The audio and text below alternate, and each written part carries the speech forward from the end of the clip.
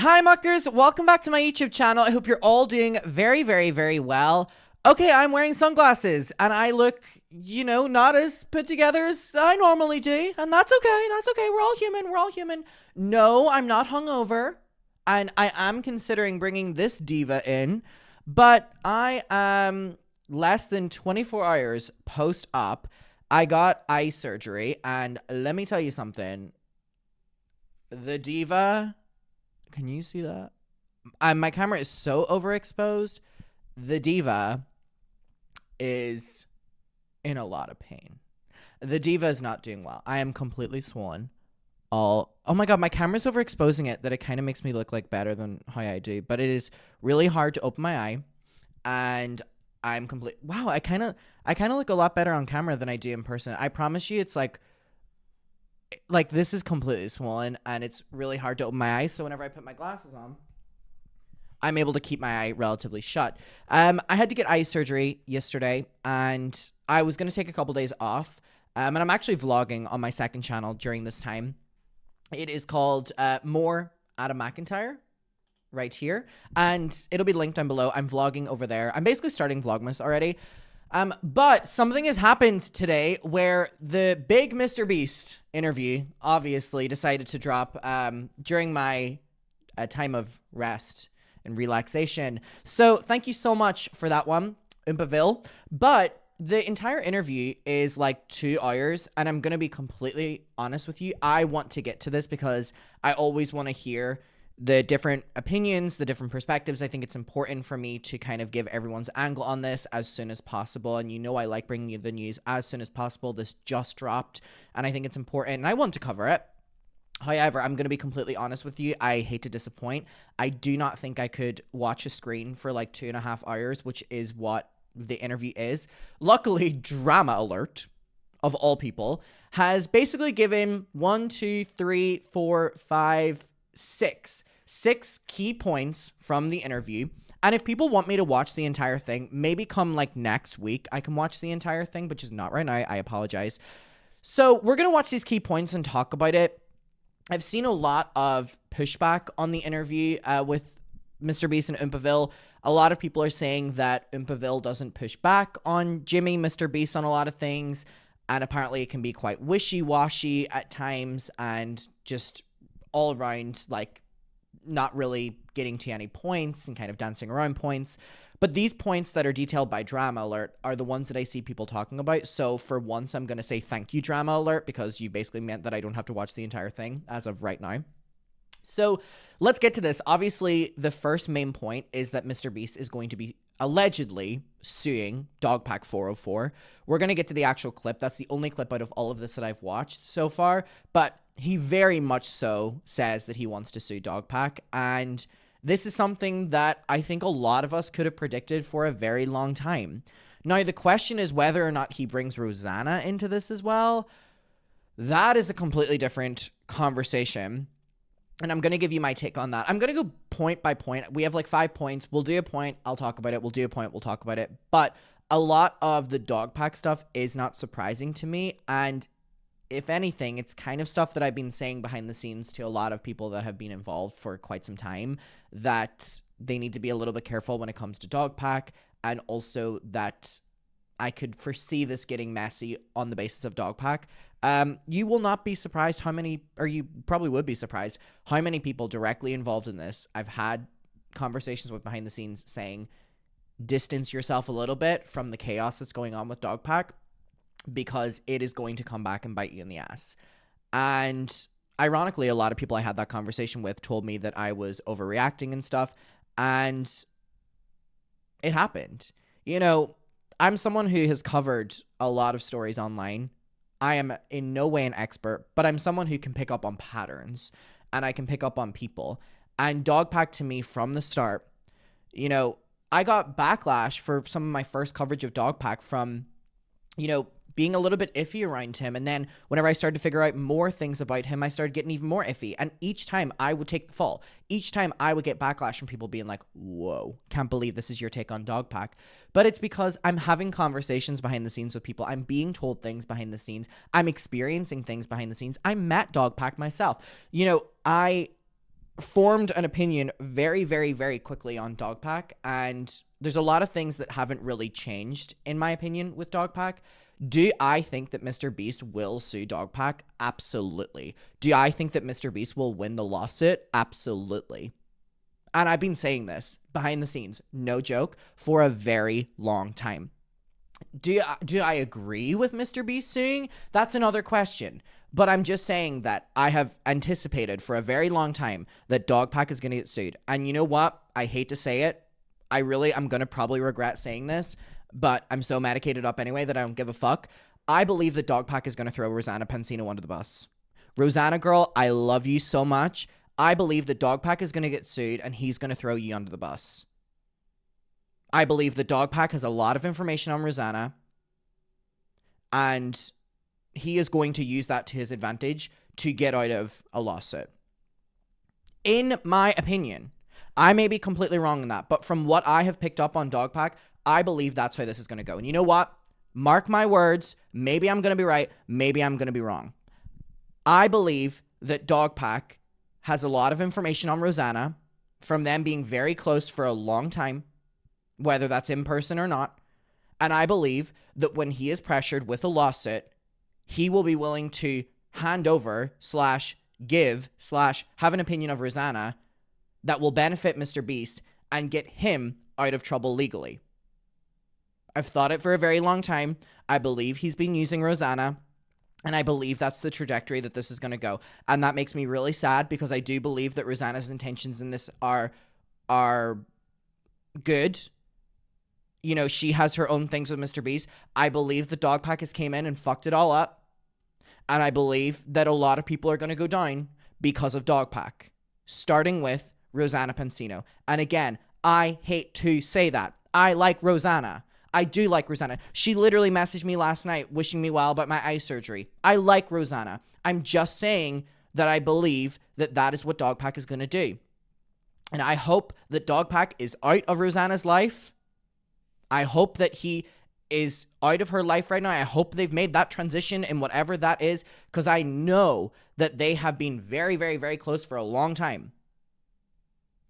I really hope for the sake of Rosanna that she is out of that. I hope for the sake of her partner, he is out of that as well. They, in my opinion, we've all seen this go down before. She is going to get dragged down with him.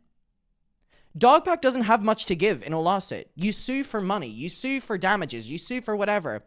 Therefore, MrBeast isn't going to get money off of DogPack. What's he going to get? Information on other people. Who's the first one? Rosanna. DogPack has a plethora of information. So I hope Rosanna and her partner have gotten him distance, everything. Because in my opinion, this is how it's going to go. And that deeply, deeply, deeply upsets me. Is this me taking MrBeast's side? Is this me agreeing with the lawsuit? Is this... No! I didn't say that. But what I am saying is that this is how I think it's going to go. Don't piss me off. I'm in a lot of pain right now. Don't piss me off. Don't do it. But I do believe this is what's going to happen. And mark my fucking words. Mark my fucking words. At his core, DogPack was a previous employee of MrBeast. He will be willing to join MrBeast's side again if it means throwing someone else under the bus and them taking the blame. Who's that going to be? Rosanna. I don't want that to happen. I like her. I'm Team Rosanna. And you know that. I am Team Rosanna. But I believe the involvement of DogPack has fucked up a lot of this. And what's really crazy to me is I remember, again, I want to be as delicate to private information as possible. When I was in LA, I had a private conversation with Jake Weddle about this. And Jake Weddle will know exactly what I'm talking about. So I'm not going to get too much into the details, but I basically warned Jake Weddle that even though I know that he's probably close to DogPack and stuff, I just warned that I've seen things like this go down before. I'm not an expert, but I've seen a pattern before with other people. I said to be careful what you're posting when it comes to DogPack, how close you are with DogPack, publicly and privately. And ultimately, no one agreed with me, but I was the one who said that I believed that DogPack was going to get sued, and no one fucking believed me. And look, it just happens. Unfortunately, this is how things go. So I hope this little rant is not taken as anything other than what it is. I feel scared that this is what's going to happen to Rosanna. I don't like MrBeast. I don't like DogPack. Inevitably, this is how it's going to go, in my opinion. So anyways, first one. MrBeast. Oh, wow, I really can't see shit. Hello? London and Dublin, we are adding shows. We're coming to London and Dublin on March 9th and March 10th. Tickets are going on sale literally in a couple days. So London and Dublin people, be on my social medias next week. I'm also doing a huge giveaway with the announcement of those tickets. And also, for everyone else, Brooklyn, Chicago, Seattle, LA, and Dallas, we are going to be doing, well, X1, the tour company, are doing a huge Black Friday sale next week for all of their tours. So if you want to get tickets, I would recommend getting them next weekend, because I think there's going to be like 20% off all tickets. They're doing it on all of their tours. So just a little heads up. Put in your calendars Black Friday if you're in any of those cities, because there's going to be a huge 20% off Black Friday deal on all tickets. So just a little, don't say you haven't been warned. Don't say you haven't been warned. All right, let's get to it. MrBeast will likely sue DogPack. Are you going to sue DogPack?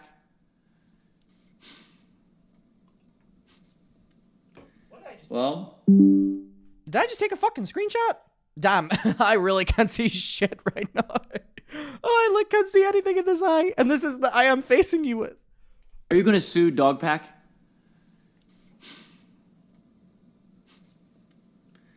Well, you know, there's tons of examples of him intentionally manipulating things to not be true and posting it online. Tons and tons and tons of that.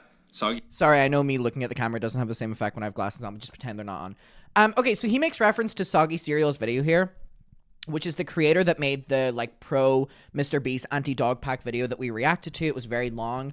A lot of people were like, Adam, I don't know why you're giving time to Soggy's video. Like, MrBeast clearly paid for it. He paid for his flights to come out and interview his employees. Honestly, I was still going to react to it, and I'm glad I did, just because MrBeast was involved in the making of that video. In my opinion, obviously it's going to be pro MrBeast, but if there's points / facts / proof against someone in the video, regardless of if MrBeast involved or not, I want to hear them. And I watched the video, and I think it was very clear that DogPack404 was very manipulative in a lot of his coverage and had personal vendettas that therefore made him exaggerate or make up stuff. I don't care if MrBeast is involved in the making of the video or not, if what I'm being provided with changes my opinion, and it did. He has basically an hour and 27-minute video, and an hour of it is just flat out proving manipulation and lies, and caused a lot of harm to my businesses. I mean, I've literally had people pull out millions of dollars and then tell me it was directly because of his video. That's why DogPack is going to get sued into oblivion, in my opinion. For a defamation lawsuit, which is so hard to win, by the way, like defamation is so hard, which is why you don't see many of them, you have to prove damages and malicious intent. Malicious intent is very easy to be proven in DogPack's case because of how much he wanted to be a part of the team, the audio clip of him begging for his job back, the fact that DogPack's videos focused on the people that were the ones that fired him. There is malicious intent there, very clear. And then proof of damages, he is saying that he has brands basically putting in writing that DogPack is the reason that they're pulling out of. Therefore, easy win. DogPack is going to get sued. MrBeast is going to win.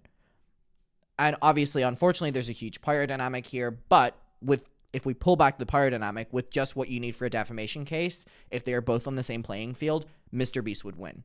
Add MrBeast's incredible, scary wealth to that, DogPack is going to get sued. The problem is, DogPack doesn't have much to give. No shade. It's the same if you sued me. We don't have much money. We don't have much whatever. So what are they going to do? They're going to start targeting other people, and they're going to try to get information out of DogPack. Who has money? In my opinion, I believe that it's Rosanna they're going to come after. And they're going to try their best to get DogPack to give them information on Rosanna or turn on Rosanna. It's unfortunate, but just speak realistically here. Who would they gain more off of, Rosanna or DogPack? Maybe they won't. Maybe they won't. Maybe they won't. Maybe they'll just sue DogPack and he has to like delete his YouTube channel, or he has to give whatever money, you know, something like that. I'm just saying, with these, like, putting a lot of money into these like Hollywood things, they're going to come after people who can actually give them financial money. I hope not. I hope this isn't the case. I believe that Rosanna had true intentions, real intentions, and still does with calling MrBeast out. With private in-person conversations, I believe that she's like that. Do I believe that with DogPack? Not really. So I think it should focus on DogPack if he was the one that made the original videos. Don't worry. I instantly was like, can you send that in writing? So, you know, if I win a case or anything, I can directly point damages. No reason why. And so, I mean, it's just unfortunate. Like, I don't want to be put in this situation, but probably going to have to. I mean, it's just, I mean, what do you do if someone's just spreading misinformation about you and, you know, just causing harm to your business and like getting... What's so unfortunate is DogPack doing this as well has muddled the water for all the true things that MrBeast deserves to be called out for. Because, by the way, there are things that he deserves to be called out for. You might have to potentially fire people because it's costing so much revenue. It's like, it's not fair to the people in my companies. You know what I mean? It's just sad, you know? It's not a thing I take joy in, but right. Yeah. Yeah. So, okay. So, yes. They're not done drafting it up, but once they're done, more than likely, yeah. Okay. Interesting. Yeah, that's... every law firm I've talked to, they're like, this would be the easiest win they've ever seen in their life. I mean, it's like crazy. I had one tell me, like, you could chop up all the evidence into like sue 3 separate times and win all 3 cases because you'd have enough for each. Like, one person I was talking to, he's won like 67 out of his last 70 cases, and he's like, this would be literally the easiest case I've ever done. Like, it's because there's just so much blatant, you know, misinformation and lies spread. Like, I mean, it's crazy. I mean, just go watch Sagi's video. Go look at his Twitter where he's redacted multiple ones of it. I mean, yeah. I don't know. I just... Yikes. Yikes. Yikes. All right, I feel like I've talked about that enough. So we're going to go on to MrBeast speaks on why he was silent for so long. So I have not watched any of these parts. And part of that investigation is they recommended that I not talk about drama or really do anything online because it might influence, you know, witnesses or any people they might interview or ex-employees. So it's a little unfortunate because I guess this is in reference to the MrBeast internal investigation that went on. Okay, I'll wait till the investigation is over. I believe that was literally like a week before the DogPack video came out. And then, truthfully, just in transparency, I've never done one of these like big investigations before. And in my head, it was going to last like 2 or 3 weeks. It ended up taking a couple months, apparently combing through all the documents and doing all the interviews and everything. It just took way longer than I thought because I've never had to bring in a top tier law firm and a former federal prosecutor and let him, you know, do this really big thing. And so that kind of concluded a couple weeks ago when I put out the tweet of the follow-up. Yeah. Like, that was the day I got the conclusion of it. And I was like, okay, in transparency, I'll throw this out. So up until that point, it was, you know, I had told Quinn Emanuel that, you know, to protect the integrity, I wouldn't do anything or engage in any of this drama. And then after that, yeah, like you said, a lot of stuff had come out between when the investigation started and when it ended. And I was just kind of like, whoa, I don't really know how to like hit this stuff. And I made like a little response video, but it's just kind of not my style, where I just kind of like put a lot of the information that I assume we're going to talk about here out. And it just felt weird. Yeah, I mean, truthfully, I've never been in a situation where people have thrown this much stuff at me, and I definitely could have handled it better. Like, I probably should have, like, the second I could have talked, like, I don't remember the exact date, 2 or 3 weeks ago when we put that report out, probably should have done something like this right then. If I could go back in time, I would. Whoa, new camera angle. Kind of like the brain dump, and then here I am. Yeah, so I was going to ask, you answered it towards the end, but, like, do you regret that, obviously? Yeah, if I could go back in time, I would do what we're doing here, because I assume this is like the correct format. It's going to be a little bit more free-flowing and natural, and I wouldn't have wasted so much time like trying to do a response. It's just not my thing. I like so much better, or I'm assuming. I mean, we just started, but I think I'm going to like so much better being asked the questions and answer it instead of just like sitting in a chair like this answering it. It just feels a little more natural. Mr. Beast, come on the Chronically Online podcast. Oh, it hurts to laugh. Oh, God. Oh. Oi, oi, oi. Okay. In terms of why he's silent there, I mean, I'm glad he's came to the conclusion on that it was bad, but yeah, it was fucking awful. Don't really have much to say on that. It was awful. Mr. Beast I'm intrigued by the lack of Rosanna mentions in this, though. Mr. Beast denies rampant use of CGI in his videos. So this was a big part of the Rosanna DogPack collaboration video. So, why do you choose to use it? Good question. And yeah, And Soggy Cereal's video proved that they weren't actually using it. So it was this like tit for tat. yes, I do think rampant use of CGI can undermine it, and I try to do my best to be transparent. Did you ever see So Crispy's video where they showed the behind the scenes of our Squid Game video? I did, yes. Yeah, so we've done that. We've done lots of BTS videos on them, and we've done other BTS videos. So I try to show it transparently, but BTS, fake a love, fake a love. Where are my BTS fans out there? Come on. Boy in love. Oh my, oh my. Love BTS. Save Me, one of my favorites. Save me, save me. Oh, I love it. let me think about it. I mean, honestly, the truth is, like, obviously there are channels like The truth is, I am a toy that people enjoy till all of the parts don't work anymore. And then they are bored of me. And so it's exciting running through the night, but every perfect summer's eating me alive until you're gone. Better on my own, they say. You're a little much for me. You're a liability. I need some laughing. God, I love that song. digital and stuff Yeah. like that, but can you really think of any, like, Medication's kick my ass. entertainment channels like mine that really do this, like, even have the budgets to kind of do this kind of stuff? It's something. We have a similar budget here. Ow. Okay, I need to stop making jokes that only I'm laughing at. I've always thought a lot about, because, like, we're really pushing boundaries, and, like, I Me too, babe. things up, and I think that's a cool way to do it. But it's not like there's some, like, playbook on how to, like, incorporate it, right? Because no one else really does it. Like, something I was thinking about is, like also we rarely use it. Like, I mean, maybe like 0.5%, 0.1% of my shots. Like, if we have like a background that, like, doesn't look too cool, like, it's just like black, but it looks a little off, we'll just, like, darken it out in post. Like, that's, like, majority of what we do. Or sometimes we'll extend a set. But I was thinking, like, when we do, because bro, we pour millions of dollars into these videos. We build massive sets. Like, Yeah. we go through so much links to make these huge videos. And the last thing I want is people to Me too. I'm not gonna laugh because it really did hurt, but me too, babe. Millions of dollars. Honestly, with the cost of K-pop albums, maybe. be, like, questioning whether or not things are CGI. I mean, like, the sets we build are fucking crazy, man. Like, it's Yeah, wild. no, Like, yeah. you should come see the, like, behind the scenes of it. I mean, sometimes we spend 100 days just literally building one room for one shot of one video. That's insane. So yeah, I was thinking, like, maybe just potentially, I don't know, this is the first time I'm saying it publicly, like, time stamping in the description when we do. That's interesting. Yeah, or, like, having some, like, gimmicky thing where, like, whenever we do, we, like, put, like, a little Beast logo on it, so it's like a thing that if people wanted to identify, they could. I mean, I'm down to figure something out. I mean, we just don't really use it that much. It's just, like, a thing few and far between. But what I really don't want is people to not be able to trust my videos just because occasionally I want to make a wall blacker, or like, I want to extend a set a little bit just to make it look cooler, and like you feel in tune with it. Because what we do on its own, what we do is go back.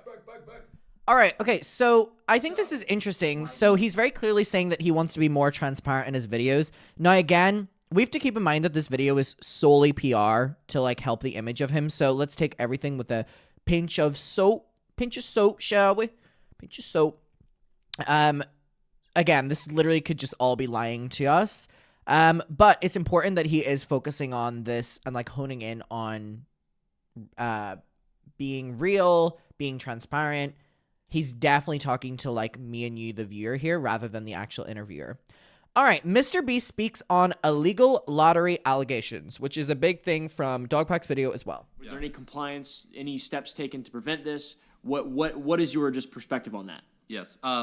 So I don't think we did. I have people looking into it and like trying to pull the footage and figure it out. I'm sure he has people looking into it to figure out if he did something illegal. Please. You know, he disproved the two, which I mean, those were crazy. I'm trying to. I don't It's about Soggy Cereal disproving DogPack saying that they were illegal. just like speculate. I have a team looking into it. I don't think we did though. But regardless, just to be truthful, if people want a refund or think for whatever reason like we did something wrong, like I'll send you a link that you can just put in the description where they can get a refund. Maybe just throw it on.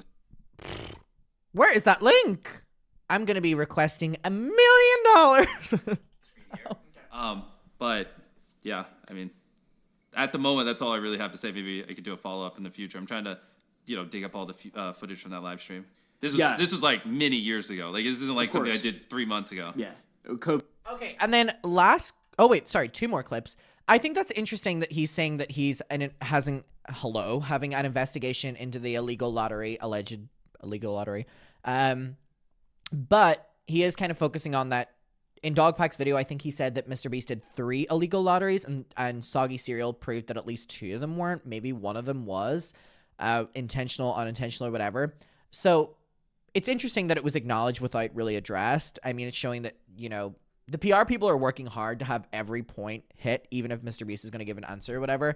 I definitely think this was a very smart move doing this. I think the more casual can identify with the viewers. So whoever's on his PR team, or if this was his idea, was really great. And obviously, I have not watched the entire thing, but I've heard that Oompa doesn't push back on a lot, which is obviously ideal for MrBeast. So MrBeast denies insider trading via crypto. Coffee's video. Yeah. Coffee's video and the report. So CoffeeZilla was the video we watched a couple days ago about the insider trading, crypto, alleged scams. I mean, most people probably haven't even read it, but that's what kind of spawned that whole thing was this. Did you see it? Like that? Yeah. So the gist of this crypto report that was, 1 second. Sorry. It's not my. Gross. The gist of this report was Jimmy is too stupid to like make this kind of money, therefore it must be insider trading. This is his wallet. Clearly there was insider trading because he never would have been able to make this kind of money. When in reality, which is what I told Coffee in that statement we gave him, it was managed by a fund. So I wasn't the one managing the wallet. I've never had access to that wallet. I've never done the buying and selling on that wallet.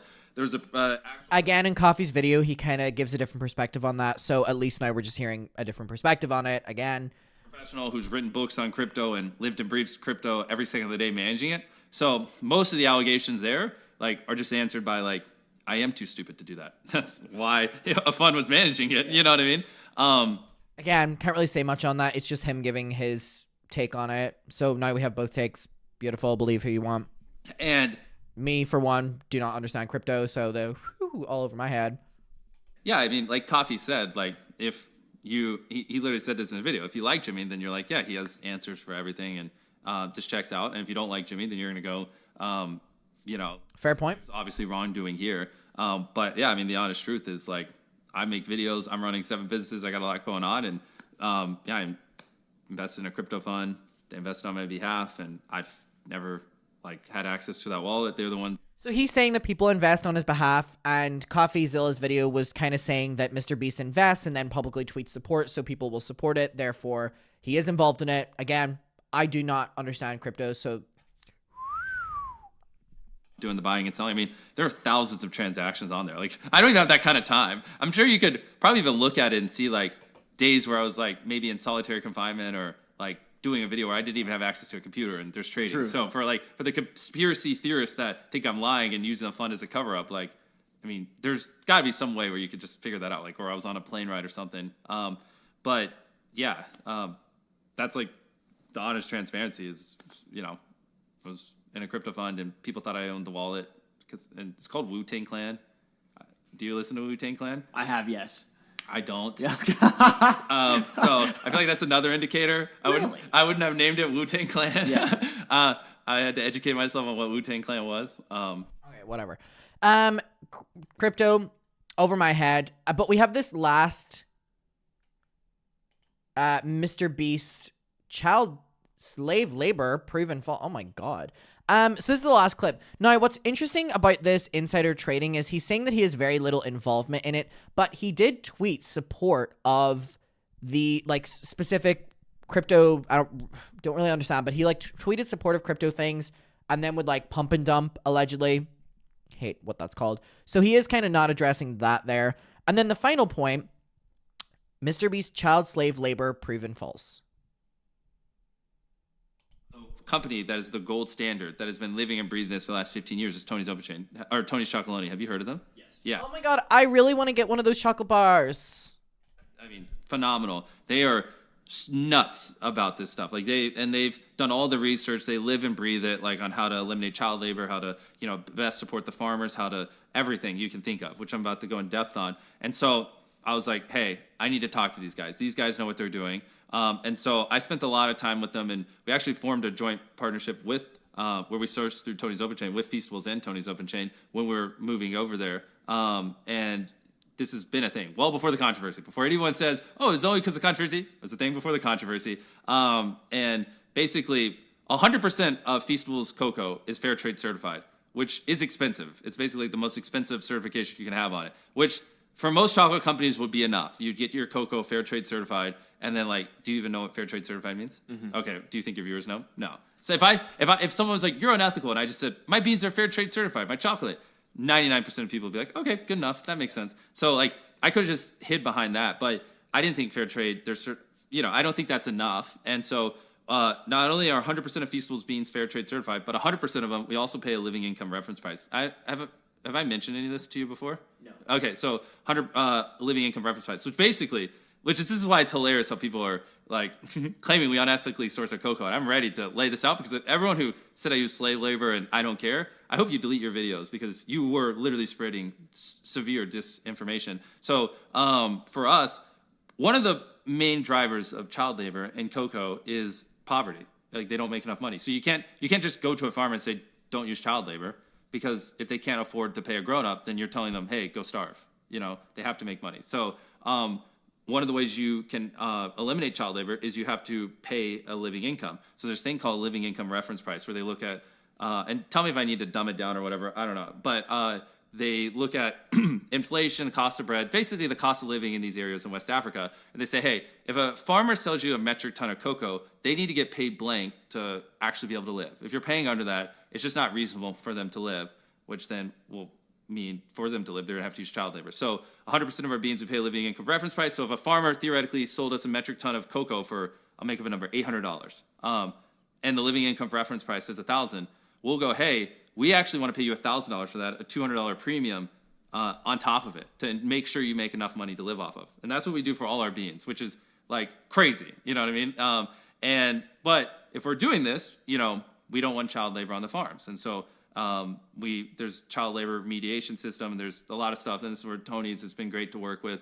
You know, we have people who check in on the farms and, you know, interview the families, interview the kids. If there are cases, remediate it, follow up, make sure the case was remediated. And it's about part of solving child labor is making sure the farmers make more money. So we also have coaches that will work with farms to, you know, on their theoretical hectare, see if there's any way they can educate them so they can get 10% more yield. So for the same farm, they can make 10% more money. Therefore, they're not as in poverty, so it's easier. Okay. All right. No, I think that was something that was very important to talk about. Because it was a really big scandal that was like blowing up, specifically to do with like the Feastables, in wake of everything to do with like Lunchley as well, like everyone talking about like his food, I guess. All right. Now there is a full video out there. This is the key points that Drama Alert has said there was. I'm not in the position right now, I'm sorry, to watch the entire thing. Maybe in a couple days I will be, and we can go through it in detail. I wonder if there was anything, you know, about Moldy Lunchley. I wonder if there was anything about Rosanna. I wonder if there was anything about Ava Chris Tyson. There's a lot that still needs to be answered, but it's 2.5 hours, so maybe fucking Drama Alert just didn't include it there. So I'm gonna not hold my breath there. I mean, the biggest takeaway here is that DogPack is getting sued. And I wonder if DogPack will delete the videos. I wonder if we'll just see the videos, getting deleted soon. It's unfortunate, but it was inevitable, if we're being completely honest. I just really hope that he doesn't drag Rosanna down with him, if I'm being completely honest with you. I would love to know your take on it. Please subscribe to my second channel, because I'm kind of like living over there for the next couple days. Tour tickets down below, but again, next weekend we're doing Black Friday sale, 20% off, so like get your tickets then. And I hope you're all doing very well. If you don't see me, I'm healing, but at this rate, baby, I'll be on here every day.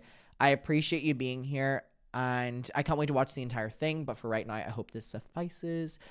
Hope you're all doing well. I will see you in my next one, and goodbye, muckers.